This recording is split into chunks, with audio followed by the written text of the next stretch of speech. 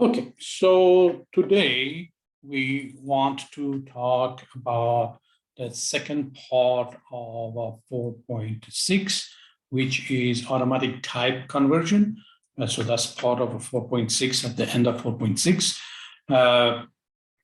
So getting in there, so we talked about overloading functions, that when you overloading function and you call the function depending to the number of parameters or different data types, is going to figure out which function to use. So I had previously we talked about that if we are overloading function, that means has the same name and the same return value, it has to have different number of parameter or different data type or both of them. So you can have two parameter with different data type. You can have two parameter with three parameter, and you can mix them up. Doesn't matter really. Okay, so let's look at this example here. We are creating a function. We are creating a function that's going to receive two double in here. So we have a function that's going to receive two double, and it's going to return a double. So we are calculating miles per gallon. You did that in your assignment last week. So if I'm calculating miles per gallon, I'm going to take the miles, I'm going to divide it by gallon, I'm going to get the miles per gallon. Now, what's going to happen if I call integers in there?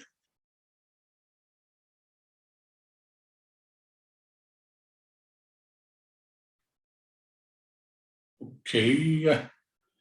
All right. So what's going to happen if I call integers instead of double? So this is expecting double. I only have one function. I don't have overloading function. So I am going to be calling integer. Remember that we talked about this starting in chapter 2, that when you have a mixed number, C++ generally promoted to the higher one, meaning that the data type which is higher, meaning that it's bigger, we're going to promote the smaller one to bigger one. The reason for that is what? We are not losing anything. So if I take the integer and I make it to a double, I'm not losing anything. I'm just going to change, I'm going to add a decimal point to it. So if I have a function that requires double, and I'm passing the integer and integer, the first thing it's going to do is going to go look for the function with integer and integer. If it does not find it, it's going to go look for something that's going to best match. So in this case, it's double and double. It could be a double and integer or integer and double. So it knows how to change integer to a double, and it's automatically going to do it. So we don't need technically to do different function. But if we decide to do different functions, it will work with it. So automatic data type conversion is, so let's say that instead of 45 and 2, I put 45 and capital A. So it's going to take the capital A, it's going to change it to integer, which is 65, and then it's going to change that 65 to 65.0. So it does the automatic type conversion. Of course, if it goes the other way around, remember the concept is what? We try not to crash the program as much as possible. So we're going to try, C++ is trying very hard to figure out things without crashing the program. So instead of coming in and saying, oh, integer, I don't have it, forget about it, it's going to try to fix it. So the other way around is what? What about if my function is integer and integer, and I'm passing a double? It knows how to change the double to integer, but it is not automatic data type conversion. So it's going to complain about it. It's going to give you a warning that, hey, this is what's happening. Are you sure this is what you want to do? So we got to watch out for those.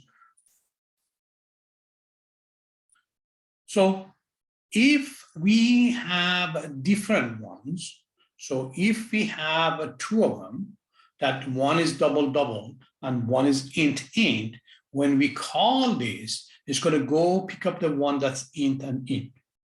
If I didn't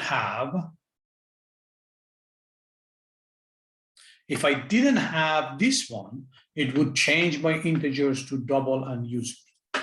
But if I have it, it's not going to go change it. It's going to use this one.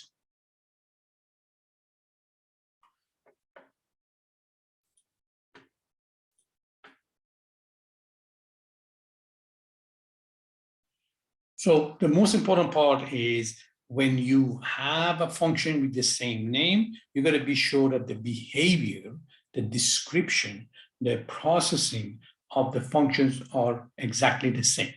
So in this case, it has mile per gallon, but it is subtracting the misses from the goal. On the other side, the mile per gallon is dividing miles by gallons. So technically, they're not doing it the same thing. But you've got to be careful that whenever you're creating overloaded, we just don't want to just do it up there.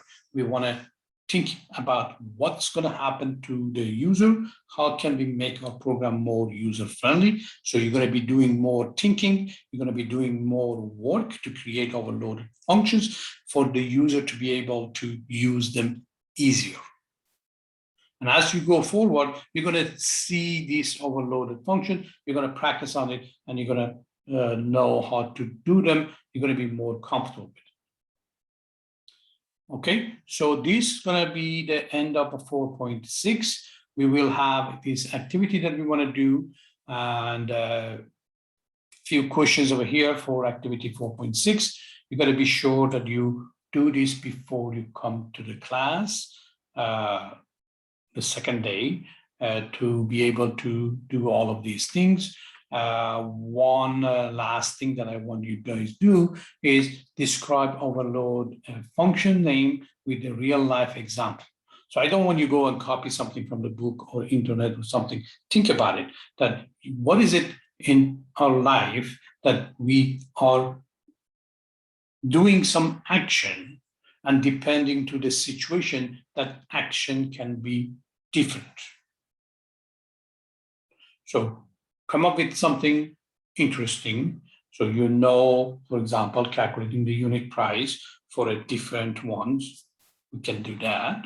Okay, what else in your life that you would have the same name of doing different things? Think about it. We come in a class and we're going to talk about it. Okay, so that's going to end this section.